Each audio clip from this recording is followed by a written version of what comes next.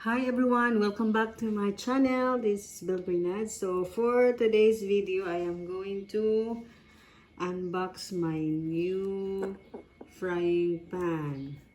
Ayan, I need new one because my old one is no non-stick anymore. It's not non-stick anymore. Yes, so I like this one, guys, from Chef Gallery. Yeah, okay, so let's open this one. Okay, from here.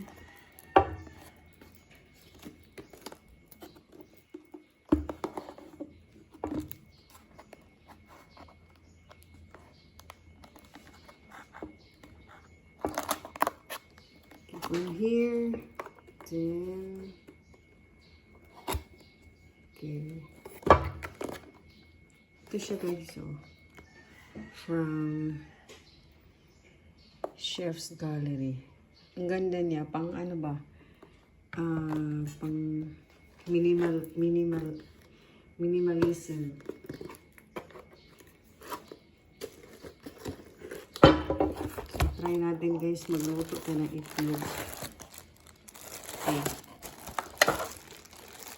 So, ito na siya, guys. Ayan.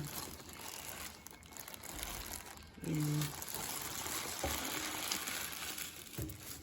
Ano siya, dati siyang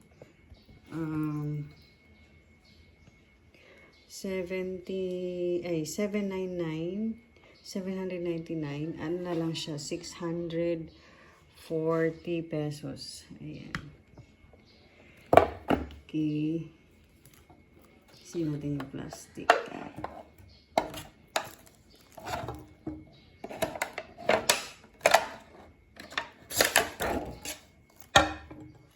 Ayan, guys. Ito yung itsura niya. Ganda, oh. Wow. Griblon non-stick. From ano siya, guys, made in Germany. So, pag sinabing Germany, talagang magaganda yung mga ano nila. So, ito yung ilalim niya. Yan. Yan. Tapos, ganda ng kulay niya. Kasi para siyang tan. Tapos, combination niya, guys, is wood. Yes. Yan o. Ganda. Iwasan lang din talaga na mabasa palagi ito para hindi siya umitim. Yan ang ano sa kahoy, guys. Oo. So, ayan. Yan ang non-stick. Tapos, syempre, bawal kasi metal. Kailangan dyan is wood or plastic. So, bumili rin ako ng ano, guys, yung pang sandok-sandok. Ayan. Ano din to, from Chef's Gallery. This one is 129.75. Ayan. Hello.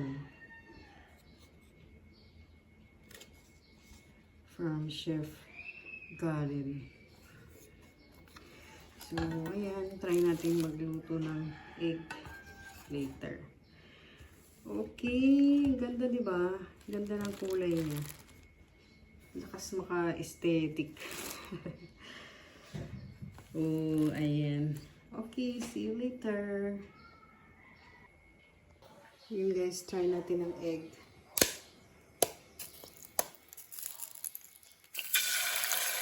Oh, perfect.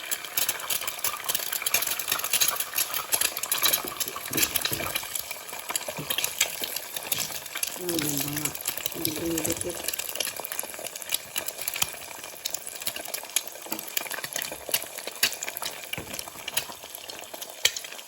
So, ayan, guys. Try natin yung pork chop naman. Okay.